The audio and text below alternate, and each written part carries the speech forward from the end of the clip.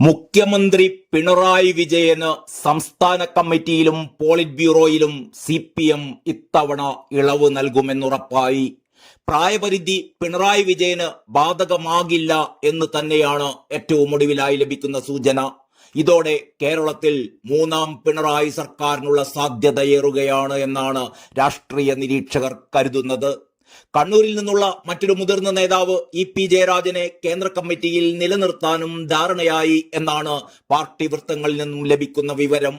സമ്മേളന സമയത്ത് പ്രായപരിധി 75 ആവുന്നവരെ മാത്രം ഒഴിവാക്കാനാണ് വ്യവസ്ഥയെന്നാണ് പാർട്ടി വൃത്തങ്ങൾ നൽകുന്ന വിശദീകരണം. അതുകൊണ്ട് തന്നെ EP-ക്കും തൽക്കാലം കേന്ദ്ര കമ്മിറ്റിയിൽ തുടരാം. കേരളത്തിൽ മാത്രമാണ് CPM-ന് നിലവിൽ ഭരണമുള്ളത് എന്നതിനാൽ ആ ഭരണം ഏതു വിധേനയും നിലനിർത്തുക എന്നത് ദേശീയ തലത്തിലും CPM-ന് വളരെ പ്രധാനമാണ്.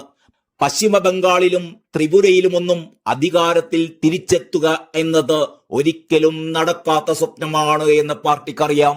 അതുകൊണ്ട് കയ്യിലുള്ളത് നഷ്ടപ്പെടാതെ നിലനിർത്തുക മാത്രമാണ് ഏക പോംവഴി. അതിനാണെങ്കിൽ പിണറായിക്ക് പകരം മറ്റൊരാളെ ഈ ഘട്ടത്തിൽ കണ്ടെത്താനും കഴിയില്ല. സംസ്ഥാന സമ്മേളനത്തിൽ PB അംഗങ്ങളായ പ്രകാശ് കാരാട്ട്, വൃന്ദ കാരാട്ട്, അശോക് ദാവളെ, BV രാഘവലു എന്നിവർ പങ്കെടുക്കും. ഇവരിൽ അടുത്ത പാർട്ടി സെക്രട്ടറി സ്ഥാനത്തേക്ക് പരിഗണിക്കപ്പെടുന്നത് അശോക് ദാവളെയും BV രാഘവലുവുമാണ്. Pinarayi Vijayan, A Vijayaraghavan, MA Baby, MV Govindan എന്നീ PB അംഗങ്ങൾ കേരളത്തിലുണ്ട്. വിജു കൃഷ്ണൻ, AR സിന്ധു എന്നീ സെൻട്രലിലുള്ള കേന്ദ്ര കമ്മിറ്റി അംഗങ്ങളും പങ്കെടുക്കും. MV ഗോവിന്ദൻ തന്നെ സംസ്ഥാന സെക്രട്ടറിയായി തുടരുമെന്നാണ് പാർട്ടി വൃത്തങ്ങളിൽ നിന്നും ലഭിക്കുന്ന വിവരം. മൂന്നാമതും പിണറായി വിജയൻ തന്നെയായിരിക്കും LDF-നെ നയിക്കുക എന്ന് മുതിർന്ന CPM നേതാവ് EP ജയരാജനും അർത്ഥശങ്കക്കിടയില്ലാതെ വെളിപ്പെടുത്തി. നയിക്കുക പിണറായി തന്നെയോ എന്ന ചോദ്യം പോലും പ്രസക്തമല്ല എന്നും കേരളത്തിന്റെ വളർച്ച നിരീക്ഷിക്കുമ്പോൾ ഈ ചോദ്യം അപ്രസക്തമാണ് എന്നുമാണ് EP ജയരാജൻ ഒരു ന്യൂസ് ചാനലിന് നൽകിയ അഭിമുഖത്തിൽ പ്രതികരിച്ചത്. കേരളത്തിലെ ഭരണരംഗത്തിന് നേതൃത്വം നൽകുന്നത് പിണറായി വിജയനാണ്. പിണറായിയുടെ സേവനങ്ങൾ പാർട്ടി കാണും, ഉചിതമായ നിലപാട് സ്വീകരിക്കും.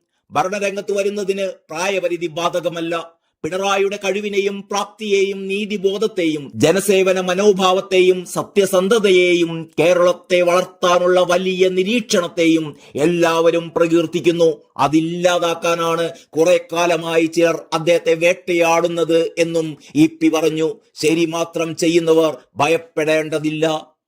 മുഖ്യമന്ത്രിയുടെ ഏതൊക്കെ സേവനങ്ങൾ ഉപയോഗപ്പെടുത്താമോ അതെല്ലാം ഉപയോഗിക്കുമെന്നും EP വ്യക്തമാക്കുകയുണ്ടായി. കേരളം പുതിയ കുതിപ്പിലാണ്. അനുദിനം കേരളം മെച്ചപ്പെട്ടു വരികയാണ്. അതിനു പിന്നിൽ അദ്ദേഹം ചെയ്യുന്ന കാര്യങ്ങൾ പാർട്ടി കാണുക തന്നെ ചെയ്യും. ഭരണരംഗത്ത് നിൽക്കുന്നതിൽ പ്രായപരിധിയൊന്നും നിശ്ചയിച്ചിട്ടില്ല.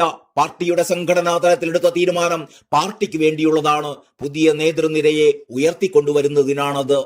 കേന്ദ്ര കമ്മിറ്റിയിൽ നിന്ന് EP ഒഴിവാകുമോ എന്ന ചോദ്യത്തിന് ചർച്ച ചെയ്യുന്നവർ സന്തോഷിക്കട്ടെ എന്നായിരുന്നു EP ജയരാജന്റെ മറുപടി. 75 വയസ്സ് പ്രായപരിധി പാർട്ടിക്ക് ഗുണം ചെയ്യും.